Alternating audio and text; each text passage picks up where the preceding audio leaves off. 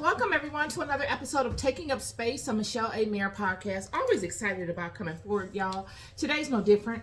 I want to come on with a perspective for you today about honoring the place you're in. I know many of us have these visions for our lives and how we expect our lives to pan out. And then we wander onto these, various paths we end up on. And, a lot of times they're not paths that we had expected. Neither things that we prepared ourselves for. They don't look like anything that has to do with any of our plans. They look like punishments. But I'm here to tell you, these things are extremely powerful. There's nothing wasted in life. Everything is set before you for a purpose. And so many of the plans that you had maybe weren't serving for God's greater goal for you. Or maybe they'll come into play at a distant future, but you must tread this particular path that you're on now. And a lot of the paths look like chaos, disasters, failures, trauma, but they're not. They're all points in between, vitally necessary for you to tread so that you get the most from them to prepare you for your next. I was thinking about it. We can look at Daniel in his interactions with both King Nebuchadnezzar or his son, being the counselor to these people. We could look at Moses when he flees Egypt for standing up for one of his brethren and his own house betraying him and him having to leave his seat of comfort and go it alone in a wilderness. And he would end up spending many, many years with the king of Cush, supporting and directing and learning under this king, only to be crowned king later of Cush. We can look at Joseph and his many walks from pillar to post, from one disaster to the next, one setup to the next setup to the next, and he just kept at it. And many people would look at him and say, how was he holding up?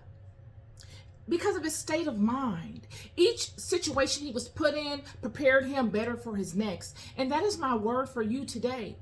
Friend, many people will look at you when you arrive at the place that you're supposed to be, and they will look to not allow you entrance. They will look to make it very difficult for you. And all the things that they throw at you won't affect you, and they will look at you like there's must be something to this, and there's not. It's just that all the avenues, all the walks you've had before coming to that place prepared you for it.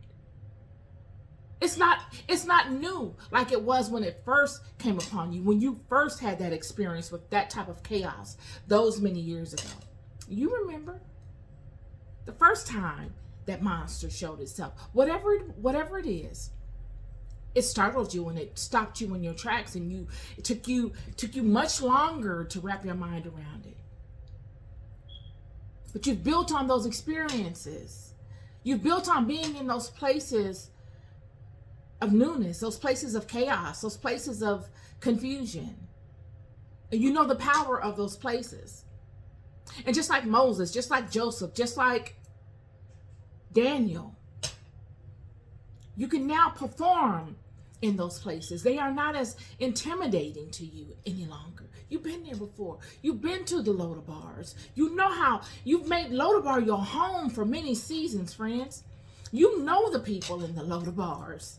You know where to go. You know which caves to run to. You know where your Absaloms are, and you know the power of them. Yet, one thing I want to bring to light is that Once we recognize the places that we arrive in, like Daniel when he arrived in the king's house, Moses when he arrived in the king's house, Joseph when he arrived in the governor, and then he went to the prison and came before the king. Once you arrive in these places, it is your job to shine your light. It is your job to distinguish yourself from the pack, not in a overtly conscientious way, just you being you.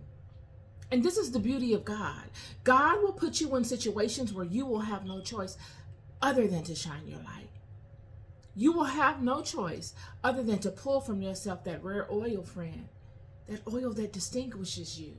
That oil that God allowed you to go through all of those many walks of your past and become acclimated to the pressing, to the squeeze, so that in your now, this place that you are in now, you know how to pull forth that oil. You know how rare it is. You know how precious it is. And from you, it will flow like water. It will flow in abundance. And this is what set these people apart. You don't think that there were other prophets of Israel amongst the king when Daniel was there? What set Daniel apart? It was Daniel's perspective. It was Daniel's anointing. It was Daniel's ability to hone in and give the biggest and the most abundant result. Same way with Joseph and same way with Moses and same way with you. The places, you will know the places that you are supposed to be in because of the way that you are treated while in those places. When you see Moses and you see Daniel and you see Joseph coming forth with their gifts in the appropriate places that God had ordained for them, they are cared for. Their gifts are recognized and they are rewarded openly for them. These are things that God will use. These are ways that God will use to navigate you, for you to know when you should bring forth the abundance of your oil. People think, oh, wow, he or she is great. Their offerings are great. Friend, they don't even know your offerings are nowhere near as abundant as they would be if you knew you were in the appropriate place. It's just as Jesus said when he spoke to his disciples. Many of us that bring forth our abundance, we are selective as to just how much we bring forth and to who we bring it forth for. Jesus said, do not cast your pearls at the feet of swine, lest they trample over them. So what one thinks is an anointing and an abundant and an amount of abundance of an anointing is nothing to you. This is standard. But when you get to your appropriate place in which God has designated for you, amongst your appropriate people that God has designated for you, friend, because God would not have led you along the path to prepare you through all the chaos, through all the drama, through all the squeezing, through all the pain that you went through to make you as formidable as you are now in offering up your gifts, to allow you to be blind as to who you give them to. When God works through a person in such a manner, it's a systematic working. It's an overall covering. You're not strong in one area and weak and dumb and blind in another area. No, it's not like that. It's all systematic. It's all inclusive of many attributes. Or else God would not allow the oil to flow in such a way. It's levels, it's hierarchies to things, and they are all inclusive of other things. So when God is ready for you to allow your oil to flow, friend, God will put you in a place where you will know, and you will know how, because the people that are around you support you in the offering of your gifts. You don't see anywhere in the Bible where God has sent any of his prophets and they were forced to give their gifts, or they gave their gifts under duress. Surely you see David walking amongst much stress or along his way. But the king's gifts really didn't flow until he became the king. The king's gifts, he was being qualified along his way. All of his monumental triumphs were qualifying him, surely. But the king's gifts really started to flow, and he did monumental things that are written in the books forever. His name is great forever. We are still speaking to him today, friend.